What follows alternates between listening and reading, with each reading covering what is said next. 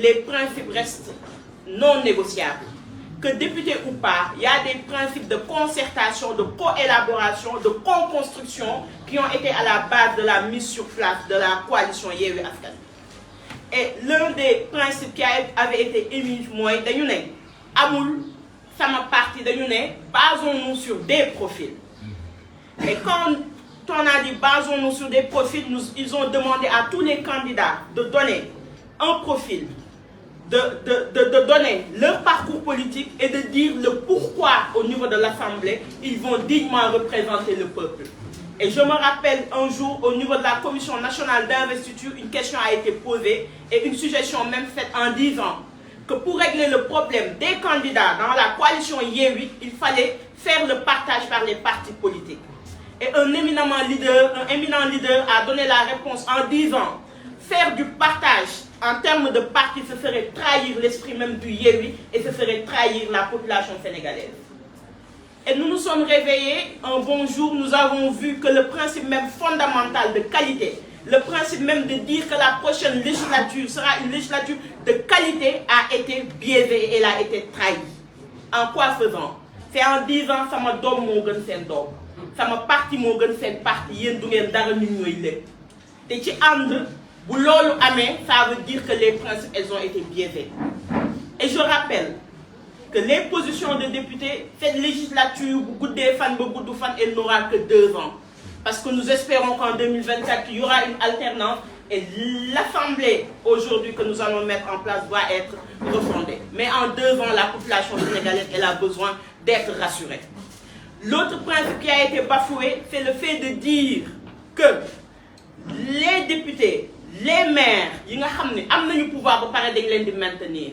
Au niveau des élections locales, ces principes-là ont été en réalité respectés. Au niveau des élections législatives, ces principes n'ont pas été respectés. Je rappelle que le leader pour lequel je parle, c'est mon souci, Djamil, en 2017, il a dirigé la liste de Manko Tahaou Sénégal. Il est clair que le Manko n'est pas le Yewwi, mais il est aussi clair qu'en 5 ans, il ne peut pas l'Imoudon représenter Moudaï. Et nous avons des informations même qui disent que un des leurs l'avait même mis à une position inférieure à Simounek, ce qui est un signe de respect. Parce que kilifa tamit, boko y tek fenn fi, ding ko wo nga ni ko fi lañu xalaat ni fa nga wara nek, mu ne le bëgg na wala bañ na. Benen bi, nous avons vu que nous dans notre parti et dans d'autres partis, mais je peux prendre un exemple parce que parler de soi, c'est difficile, mais l'exemple peut nous aider à étayer. Que dañu néwon à Kédougou et ils ont mis des leaders yo xamni ku ci nek sa base. Chacun d'entre eux, c'est dans les localités où nous pensons qu'ils sont les plus forts, il faut en réalité investir. Et Kounyo Pikin, Koudjar Yembel, Koudjar dans la banlieue sénégalaise, le parti Bessouniak a une base réelle. Et le candidat qui était notre candidat pour le département de Pikin, qui lorsqu'on a rejeté sa liste, il a candidaté pour être un élu au niveau du département de Pikin, il n'a pas été pris et on ne nous a pas donné d'explication. En résumé, au-delà des divergences que les gens pensent, parce qu'il n'y a véritablement pas de divergence, il y a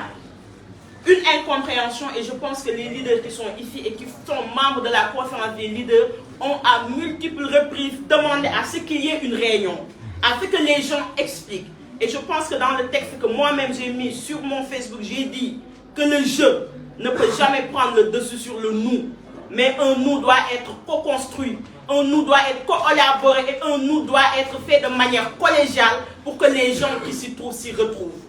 Et de cette manière, nous disons que nous ne comprenons pas. Et de cette manière, nous disons que le mépris dont les membres de Yewwi sont victimes, nous ne le comprenons pas, nous ne l'acceptons pas et nous le dénonçons.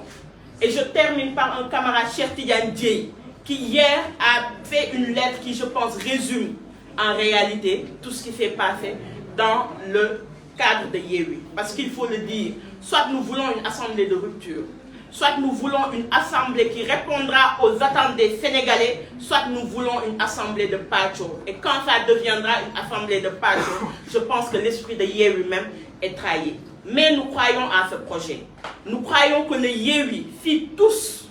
se considèrent d'égale dignité, si les choses se discutent, s'il y a une réflexion collégiale, s'il y a une réflexion où kenn du ne man maay gaynde gi yow yaay muus bi, les choses se feront. Mais dès l'ensemble où on pense que nit ki mooy Yékini, les autres c'est des Yawou Dial, cette coalition n'aura pas de l'avenir, parce que quand il s'est agi pour les locales et qu'il n'y avait pas de résultat, on n'avait pas considéré ces leaders et ces partis comme des Yawou Dial. Et je pense que des partis qui sont allés à des élections, qui ont eu des résultats qu'ils ont posés sur la table, boo leen yaakaaree Yawou Dial tamit c'est parce que da nga fan sa bopp, mais le terrain nous donnera raison. En gros, il n'y a pas de frustration, il y a une incompréhension. En gros, il n'y a pas de dire qu'on veut un poste de député, mais en gros, nous réclamons un respect. Nous ne le réclamons même pas, nous exigeons le respect qui nous est dû parce que nous avons construit ce Yewwi. Parce que quand il s'est agi de se donner à 100%, les gens l'ont fait. Et je pense que nous ne nous abaisserons pas à tenir un discours de bas étage, de dire pourquoi lui et pas moi. Mais de dire que si vous le choisissez lui, donnez-nous les raisons qui pourront nous convaincre à penser et à considérer que celui-là fait la bonne personne pour elle qu'il fallait choisir, et de ce fait, il n'y aurait pas en réalité de divergence. Et il y a un respect mutuel, ça je tiens à le redire, envers ces leaders. Parce que s'il n'y avait pas de respect mutuel, en réalité, le Yewwi ne serait pas le Yewwi et nous n'aurions pas eu les résultats qu'on avait. maa ngi jégg. tey nag bu may wax damay wax ni Sénégal dafa am fu ñuy xaar ñu war fa àgg waaye toujours suñuy jikko suñuy doxalin ak suñuy pratique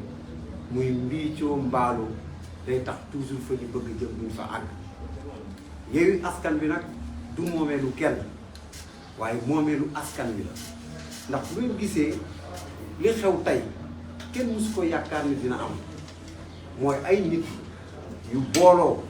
tënk dara teg muy seen charte ñu ne nañ ci dox am ñenn ñu jóg boddi loolu lépp teg fenn ngir lépp seen i yëfu bopp ak seen i doxalinu bopp ngir ëllëg fa nu jëm. kon bu demee ba nar ñoo dab te ñun liñ doon jiiñ ki fi nekk ak lañ ko doon tam naan réew mi baaxul réew mi li fi yàqu dafa bari bu ñu demee ba bëgg ñëw si ñun dinañ toog ne attention bii kat fa mu jëm nañ ko xoolaat ndax am na méthode archaïque yoo xam ne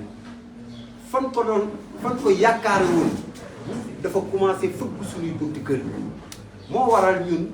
ak suñuy kuréel ni ñu bokkee biir Yewwi fas yéene see nekk ngir njariñu Sénégal ngir ëllëgu Sénégal ngir fi ñu bëgg a tënk si lu ñu booloon pour yóbbu ko Sénégal buñ si gisee ay lënt ak ay yàqu-yàqu dinañ jóg alerter opinion internationale bi ak opinion nationale di ne ah c'est le moment de le dire. parce que muy ñu nekk nag si kuréel ay nit rek yaakaar ne xëy na ñoo ko moom ñeneen ñi dañ leen di yóbbaale te ñi ngay yóbbaale boo joxee dërëm ñu joxe dërëm boo fanaanee ci naaj ñu fanaan ci naaj boo créé ñu ker ndax Yewwi Askan Wi kat bañ koy créé ci difficulté yu metti la nekkoon boobu Sénégal toll na foo xam ne dañ ne woon opposition bi du mus a am lenn loo xam ne dina mën a dëgër pour faire face à ce régime bi fi nekk ñuy waxtaan ba Yewwi Askan Wi jub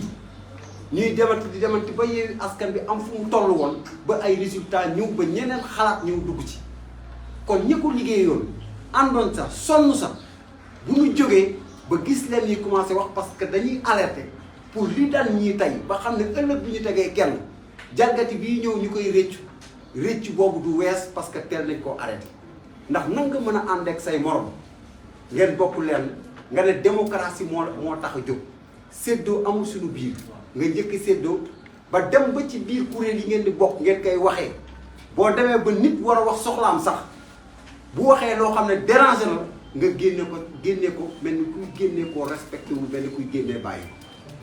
tey si leader yi toog fii am na leader boo xam ne dafa wax lu ko neexul ci Yewwi Askan Wi parce que ni ñu doxalee investiture yi dara jaar si yoon muy Mamadou Lamine Thiam Ousmane Sonko génne ko ci liste génne ko ci groupe WhatsApp te dañ ne carrément ñun ñëpp a ci bokk yam ku nekk sañ nga wax lu la naqari exprimer wu lu la naqari waaye ànd boobu bu fekkee ne yow da nga ne yow jox ko sa bopp cër sa morom jox la cër nga def loo xam ne ki ko def ñëpp xam ne li mu def baaxul ci boppam lay ëppalee ñeneen ña nit ñi nag sañ nañoo taxaw comme ndax lu ñu teg la ku nekk sañ a dugal sa loxo sañ nañoo ñun ñuy dugal seen loxo ne boo ñu sempee ñu dugalaat kon kooku dañuy réclamer mu delloo ko ci groupe ba bokkoon ndax da cee sonn ba ñuy dem Ziguinchor métti woon na trop ba ñuy dem Tamba métti woon na trop ba ñuy dem Mbacké métti woon na trop ba ñuy dem Saint-Louis métti woon na trop ba ñuy dugg Dakar Guédiawaye di fa xeex bu métti ba 17 personnes si ñun hôpital lañ mu jëli kon ana ñoom ñii ñu dugal si liste bi fu ñu nekkoon ndax adduna day toll foo xam ne boo waree xool sa morom da nga ko war a nekkoo jàkk ak ñaari bët gis nga réew mi nag lu ko yàq mooy paccoo ak séddoo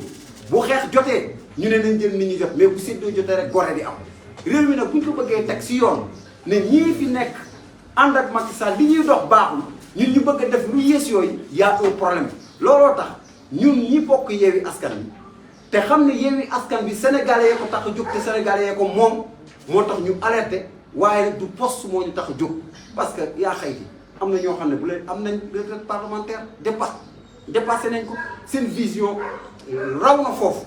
waaye ñu tuuti rek ñoo naan ay poste leen tax a jóg waaye poste yooyu tax a jóg di tax ñoom ñuy xëccoo première place yi bay génnee ña xeexoon sànni fa xanaa ñooñu tamit poste taxul leen a jóg moo tax réew mi dëgg bi il faut que ñu koy wax parce que munoo di wax ne yow li ngay wax dëgg la te kenn du la wax dëgg loolu amul fenn